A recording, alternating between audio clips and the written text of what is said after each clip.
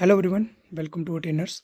सो जैसा मैंने आपको पिछले वीडियो में बोला था कि जिसमें मैंने आपको बताया था जेके कांस्टेबल की आपको प्रिपरेशन किस हिसाब से रखनी है, तो वो वीडियो में मैंने आपको पूरा क्लियरली बता दिया था और ये बताया था कि एमसीक्यू सीरीज हम टेली कम्युनिकेशन वालों के लिए शुरू यहाँ पर करने वाले हैं। तो वही इसका पहला लेक्चर मैं यहाँ पर लेकर आ चुका हूँ। तो अगर आपने चैनल को अभी तक सब्सक्राइब नहीं करा तो सब्सक्राइब कर लीजिए और अपने दोस्तों से भी शेयर कर दीजिए, क्योंकि मैं ऐसे ही सीरीज़ आपके लिए हम telecommunication as well as जो है वो कांस्टेबल जिनका जो एक जनरल सिलेबस है उनके लिए भी मॉक टेस्ट सीरीज़ जो चल रही है वो चलती रहेगी और टेली कम्युनिकेशन वालों के लिए अलग से यहाँ पर रहने वाली है। तो सबसे पहले आज मैं इस वीडियो में आपके साथ जो ये वाला टॉपिक है ना, आपने देखा होगा, अगर आपने सिलेबस ध्यान से देखा होगा, उसमें लास्ट में सबसे ये इलेक्ट्रिसिटी वाला एक चैप्टर यहाँ पर रहा है। तो इसमें जितने आज MCQ बन सकते हैं वो मैं करवाऊंगा और जो रह जाएंगे वो नेक्स्ट वीडियो में कवर कर दूंगा। ऐसे ही मैं टॉपिक को इस पकड़ पकड़ के आपके जो है वो सारा आपका सिलेबस जो है टेली कम्युनिकेशन में MCQ के थ्रू यहाँ पर क्लियर करवा दूंगा और आप इससे आपको बहुत ज़्यादा हेल्प मिलने वाली है एग्जाम में। नोट करके चलिए, आपको इसमें से बहुत ज़्यादा क्वेश्चन एग्जाम में देखने को मिलेंगे। तो चलिए बिना टाइम वेस्ट किए अभी सीधा क्वेश्चन की ओर बढ़ते हैं और स्टार्टिंग में बहुत ही इजी क्वेश्चन रखे हैं और धीरे धीरे आपका लेवल जो है वो ऐसे ही बढ़ता जाएगा। तो वेरी फर्स्ट क्वेश्चन आपकी स्क्रीन पर आप देख पा रहे होंगे, the SI unit of electric charges. Charge का एसआई यूनिट क्या होता है? तो सिंपल क्वेश्चन है, कूलम इसका रहता है एसआई यूनिट। अगर हम कूलम की बात करें तो इससे एक क्वेश्चन बन सकता है कि इलेक्ट्रॉन का कितना चार्ज होता है, तो ये होता है 1.6 इंटू 10⁻⁻19 कूलम। ये भी क्वेश्चन पूछा जा सकता है। एक सेकेंड। ठीक है, वोल्ट की बात करें तो वोल्ट सभी को पता है, वोल्टेज का सही यूनिट रहता है एम्पेयर, करंट का, ओम रेजिस्टेंस का। रेजिस्टेंस की हम बात करें तो इसका फॉर्मूला होता है रो L/A, यानी कि ये अगर रो आ गया रेजिस्टिविटी कांस्टेंट जिसको बोलते हैं, प्रोपोर्शनल कांस्टेंट। उसके बाद ये डायरेक्टली प्रोपोर्शनल होता है एल के, लेंथ के, यानी लेंथ ऑफ वायर, और एरिया। ठीक है, एरिया के इन्वर्सली प्रोपोर्शनल होता है। एम्पेयर की बात करें तो सभी को पता है करंट का है, वोल्टेज, ठीक है, V = I/R, ये फॉर्मूला पता होगा ओम्स लॉ का।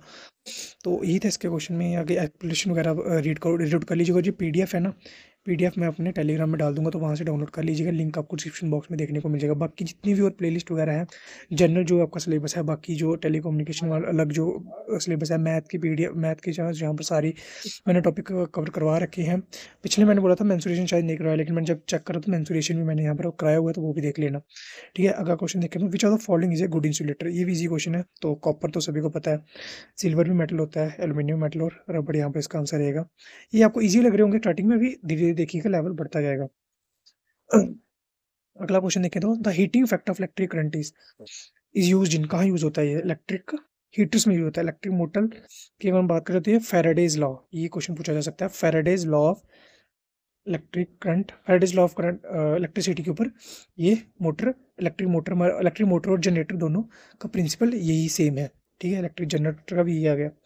ठीक है, ये यहाँ पर क्वेश्चन किया गया, एक्सप्लेनेशन वगैरह दी गई है, ये रीड आउट कर लीजिएगा। सोल्डर क्या होता है? सोल्डर क्या होता है? इज एन अलॉय, किसका बना होता है? ये बना होता है आपके टिन एंड लेड का। ये आपसे पूछा जा सकता है। तो सोल्डर भी है, टॉपिक देख लेना सिलेबस, अगर आपने ध्यान से देखा होगा उसमें सोल्डर भी अलग से दिया हुआ है। ठीक है, तो ये बताया is typical in alloy although lead free alternatives are becoming a more common. ठीक है, ये तो ये रीड आउट कर लीजिएगा। Flux is used in soldering. Flux जो है वो सोल्डरिंग में क्या काम आता है? Increase the melting point, reduce the surface tension of the solder, clean the metal surface to be joint. तो इसका आंसर ऑप्शन नंबर सी रहेगा, clean the metal surface to be joint. अगला क्वेश्चन है the frequency of AC power supply in the United States. USA में कितने hertz पे हमारी electricity चलती है? इंडिया में आपको बात करूँ तो इंडिया में 50 हर्ट्ज पे चलती है, जो कि हमारे ब्रिटेन यानी कि UK में भी 50 हर्ट्ज पे चलती है। लेकिन अगर आपको USA का प्रोडक्ट, आपका इलेक्ट्रिक कोई भी इलेक्ट्रिक प्रोडक्ट आप USA का इंडिया में यूज़ करोगे तो नहीं यूज़ कर पाओगे, क्योंकि उनमें जो है वो 60 हर्ट्ज की फ्रिक्वेंसी रहती है। अब ये 50 हर्ट्ज 60 हर्ट्ज, ये अगर डीप में जाऊँगा तो ये बहुत ज़्यादा हो जाएगा, ये बीटेक का सिलेबस आ जाएगा आगे। इतना आपको स्टडी नहीं करना है, जितना आपको एग्जाम में आएगा वही मैं आपको बता रहा हूँ। ज़्यादा डीप में जाओगे तो कन्फ्यूज़ होगा, आपके पास टाइम भी बहुत कम बचा हुआ है। जो मैं पढ़ा रहा हूँ बस वही करते जाइए, ज़्यादा डीप में आपको बीटेक करने की ज़रूरत नहीं है। आगे हम बात करें तो ऐसा unit of magnetic flux, flux की ऐसा यूनिट क्या होती है? वेबर। ठीक है, उसके बाद अगर हम टेस्ला की बात करें तो ये होती है मैग्नेटिक फ्लक्स डेंसिटी की, मैग्नेटिक फ्लक्स डेंसिटी की। ठीक है, आगे आगे अगर हम बात करें कूलम चार्ज की होती है, और ये मैंने बताया होगा हेनरी इलेक्ट्रिक इंडक्टेंस की होती है, मैग्नेटिक फ्लक्स डेंसिटी, ये देख लीजिएगा थोड़ा। अब permanent magnet is made from, तो ये होता है कोबाल्ट से बनता है permanent magnet. The force between two parallel current carry conductor is, तो ये होती है attractive if the currents are in the same direction, तो ऑप्शन नंबर A आ जाएगा। और attractive in the currents are, ये गलत है। Repulsive if the currents are in the same direction, ये भी नहीं होगा। Repulsive the currents are in opposite direction, ये भी हो सकता है, ठीक है। तो इसका आप ले लीजिए बोथ ए एंड डी आ जाएगा इसका, ठीक है। ये आगे लिखा हुआ है यहाँ पर। The fuse is use electric circuits. Fuse किस लिए यूज होता है इलेक्ट्रिक सर्किट में? Protect against short circuit, control the flow of current, measures electric resistance. नहीं, ये गलत है, ये भी गलत है। ये आ जाएगा प्रोटेक्ट अगेंस्ट शॉर्ट सर्किट जो आपके होते हैं। जैसे मान लो ये करंट आ रहा है, इसमें आपका फ्यूज लग गया, ठीक है, ये फ्यूज हो गया, फ्यूज लगाइए तो ये आगे करंट जा रहा है। अभी क्या होगा कि जैसे मान लो कुछ शॉर्ट सर्किट यहाँ पर होता है, ठीक है, शॉर्ट सर्किट यहाँ पर होता है, लेकिन अभी क्या अगर आगे करंट फ्लो करेगा तो इसमें भी करेगा। लेकिन फ्यूज़ क्या होता है, फ्यूज़ बहुत ही थिन मटेरियल का बना होता है, जो कि थोड़ा सा भी जगह अगर करंट इसको ज़्यादा लगे तो ये यहाँ से निकल जाता है, यानी कि इसका और इसका कनेक्शन टूट जाता है। कोई अगर मान लो यहाँ पर कोई चीज़ ख़राब हो रही है, लेकिन यहाँ पर अगर कुछ फ़ैन वगैरह कुछ लगा तो वो यहाँ पर ख़राब नहीं होगा, ठीक है। तो ये आई होप आपको क्लियर हुआ होगा फ्यूज़ के बारे में। आगे अगर हम देखें तो अगला क्वेश्चन है एंड एमसीबी। एमसीबी पहले तो फुल फॉर्म देख लीजिए, miniature circuit breaker. Full forms भी आपसे पूछी जा सकती हैं, तो ध्यान रखिएगा। फुल फॉर्म्स भी मैं अलग से आपको बता दूंगा एक टॉपिक में। और एमसीबी क्या होता है? एमसीबी से टाइप ऑफ फ्यूज होता है, रिले होता है, कैपेसिटर होता है। तो ये स्विच होता है, ठीक है। एमसीबी सभी को पता है, एमसीबी घरों में सबके लगी होती है। अगर कोई ज़्यादा कोई ओवरलोड हो जाता है तो एमसीबी ट्रिप कर जाती है। तो ये आ गया क्वेश्चन ये वाला एमसीबी का। उसके बाद अगर देखें तो earthing provides a lower distance path for. Earthing किसके लिए काम आती है? अर्थिंग सभी के घर में करी जाती है, सबको पता होना चाहिए अर्थिंग के बारे में। अर्थिंग क्यों हम करते हैं? तो जो भी फॉल्ट करंट होते हैं उनको, उनसे बचने के लिए हम अर्थिंग करते हैं। और अर्थिंग किस लिए करते हैं? जब थंडरिंग होती है, फॉर एग्जांपल आपका घर है और आपने जैसे देखा होगा बड़ी बड़ी बिल्डिंगों पर ऐसे एंटीना की तरह वैसे कुछ लगाया होता है। वो एंटीना नहीं होता एक्चुअली, अगर कोई थंडरिंग वगैरह होती है ना जब, तो ये जो करंट होता है ना, इसकी वायर आपकी सीधी लेके यहाँ पर ज़मीन में डाल दी होती है। तो ये क्या होता है कि जितना भी सारा करंट आता है ये अ, इसके इस चैनल के थ्रू पास होके सीधा ग्राउंड में चला जाता है। इसी को अर्थिंग कहते हैं। जो भी फॉल्ट करंट होते हैं वो हम ग्राउंड में यहाँ पर ग्राउंडेड कर देते हैं, उसको न्यूट्रल कर देते हैं। तो ठीक है, तो ये आ गया earthing provide low resistance path for fault currents. Principle of operation of DC generator is based on, ये मैंने अभी आपको बताया, electric Faraday's law of electromagnetic induction, ठीक है। तो ये आ गया आगे। ये क्रिचॉफ्स लॉ है, क्रिचॉफ के दो लॉ हैं, सभी को पता है, ठीक है। क्रिचॉफ लॉ है कि अगर एक जगह पर करंट आ रहा है, जहाँ जा रहा है, तो इनका सभी का सम क्या होगा? जीरो होगा। लेंजिस लॉ क्या होता है? जो कि अपने सोर्स का करंट जो है अपने सोर्स का अपोज करता है। ये आ गया लेंजिस लॉ। ओम्स लॉ आगे मैं आपको बता दूंगा, क्वेश्चन है इसके बारे में। The commutator in a DC generator is use to. जो कम्यूटेटर होता है डीसी जनरेटर में, उसका क्या काम होता है?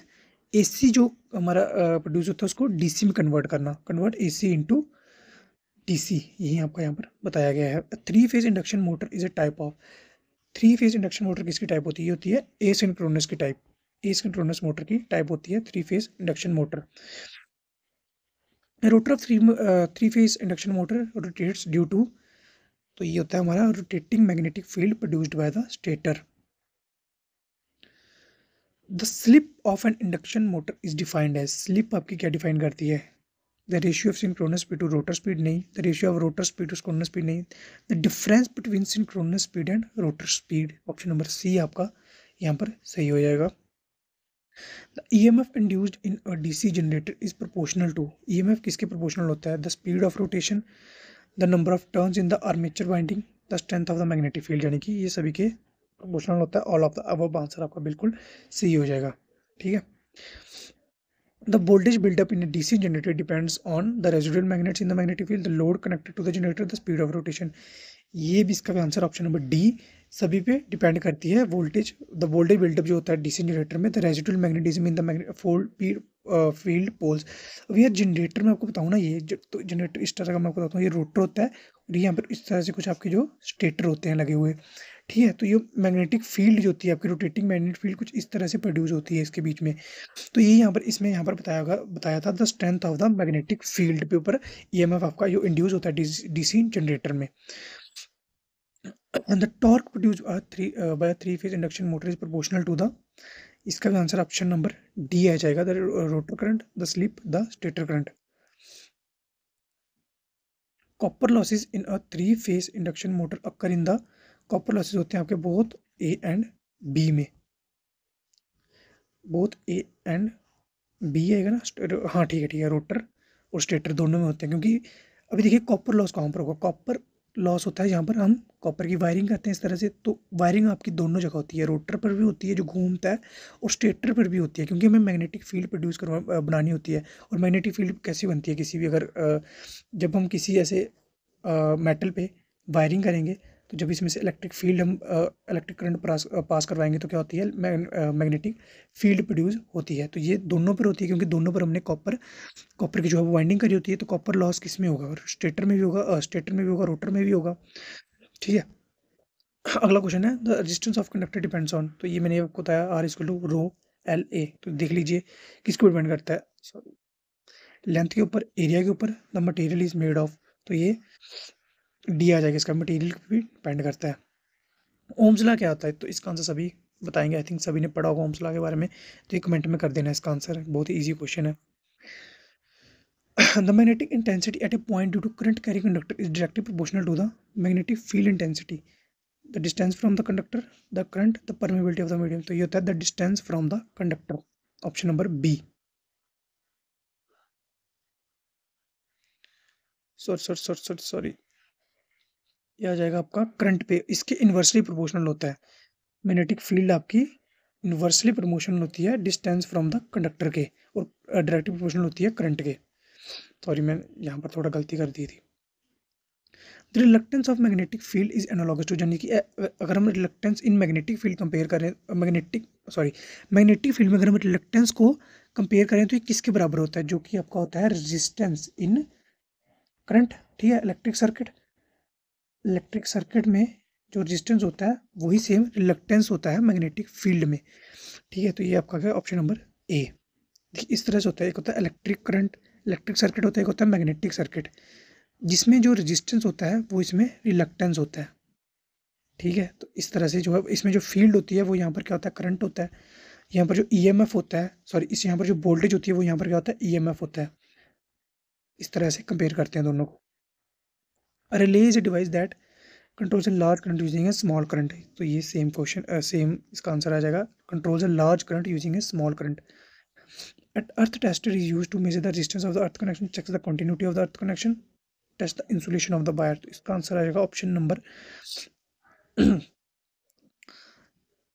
इसका ऑप्शन नंबर बी ही आएगा। रेजिस्टेंस भी मेजर करता है और कंटिन्यूटी भी अर्थ कनेक्शन की मेजर करता है। The power factor of N AC circuit, ये होता है power factor of AC circuit is the cosine of the phase angle between voltage and current, जो कि हम फाई से डिनोट करते हैं। तो ये क्या होता है, cosine of the phase angle